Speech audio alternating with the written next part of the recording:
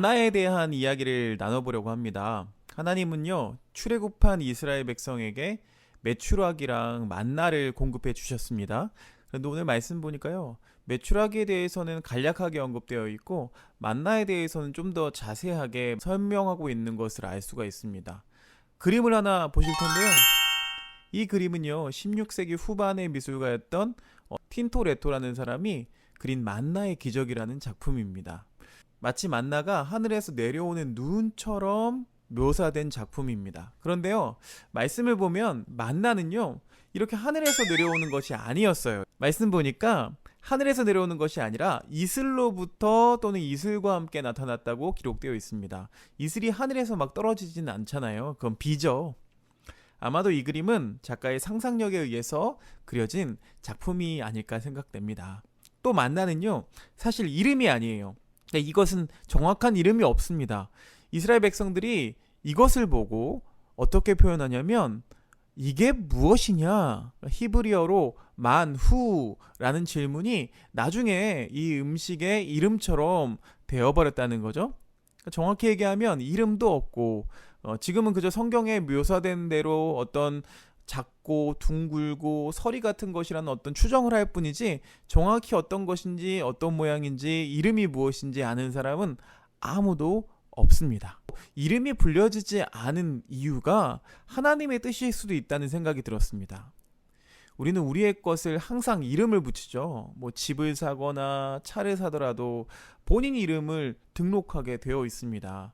누구누구의 집이라는 이름표가 붙는 거죠. 누구누구의 것이라는 이름표가 붙게 되죠. 심지어 뭐 배우자나 또 자녀에게도 우리는 누구누구의 남편, 누구누구의 아내, 누구누구의 아들, 딸이라는 이름표를 붙입니다. 이름표를 붙인다는 것은 내 것이라는 흔적을 남기는 거예요. 그런데 만나는 정확한 이름이 붙지 않습니다. 그런 이유가 바로 너의 소유가 아니다, 내 것이 아니다, 하나님의 것인데 우리에게 그것을 공급해 주시는 분이 누구시냐라는 것을 알려주시기 위함이 아닐까요? 예수님께서 마귀에게 시험을 받으셨어요. 40일간 금식하고 줄이신 후에 마귀가 예수님을 찾아와서 그 시험을 받으셨을 때에 예수님이 사람이 떡으로만 살 것이 아니요 라고 했어요.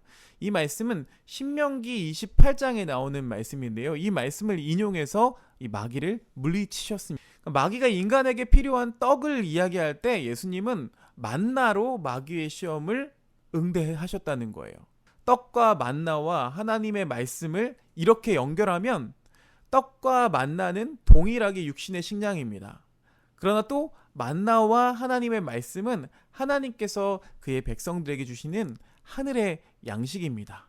떡과 하나님 말씀을 절묘하게 조화시켜 놓은 것이 바로 만나라는 거예요. 예수님이 사람이 떡으로만 살 것이 아니라고 하신 배경에는요, 이 만나가 들어있다는 거죠. 일용할 것이라는 표현이 등장해요. 그러니까 이 만나는 일용할 양식과 하늘의 양식이라는 두 가지 측면을 다 가지고 있다는 거예요. 근데 요한복음에서 보면 예수님이 자기 자신을 가르쳐서 이스라엘 백성들에게 광야에서 하나님이 내려주셨던 만나처럼 이 세상에 내려주신 생명의 양식이라는 표현이 등장해요. 그래서 누구든지 자기를 먹고 마시는 자는 목마르지도 줄이지도 않을 것이라고 말씀하십니다. 만나이신 예수님, 그러니까 만나가 예수님을 예표하고 있다는 거죠. 이스라엘 사람들이 광야에서 내린 만나를 보고 수군거렸어요. 그런데 요한복음 6장 42절 말씀에서도 보니까요, 자기가 하늘에서 내려온 떡이라고 하시니까 유대인들이 예수님에 대해서 수군거렸다고 기록되어 있습니다. 그러니까 만나는 이것이 무엇이냐? 예수님은 저 사람이 누구냐? 만나는 이렇게 예수님을 예표하는 장치였다는 거예요. 하나님의 말씀이 빠져있는 양식은 육신의 생명만 유지할 수 있고 결국 언젠가는 죽게 되지만 말씀이 그 안에 투영되어 있고 그리스도가 담긴 양식을 먹는 자는 이 육신의 생명이 끝나고 난 후에 영원한 생명에 들어가게 된다는 것입니다. 이것이 바로 예수님께서 나를 먹고 마시는 자는 영원히 살리라 하셨던 말씀의 의미예요.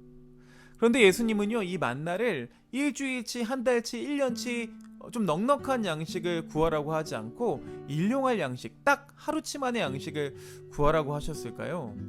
이스라엘 백성들이 광야에 있을 때뿐만 아니라 이 땅에 우리에게도 하나님이 주시는 만나를 매일같이 먹어야 살 수 있기 때문입니다. 광야에서 이스라엘 백성들은 하나님을 절대적으로 의존하지 않을 수가 없었습니다. 그래서 날마다 하나님의 인도와 도우심을 구하도록 하루치의 만나만을 거두라고 말씀하신 거예요. 마찬가지로 이 험난한 광야를 살아가는 우리에게 하나님이 말씀하십니다. 일용할 양식을 구하라고 말씀하십니다. 그 양식이 무엇일까요? 바로 예수 그리스도 그리고 살아계신 하나님의 말씀이죠. 하늘에서 내려오는 하늘 양식을 구하는 저와 여러분들이 되었으면 좋겠습니다.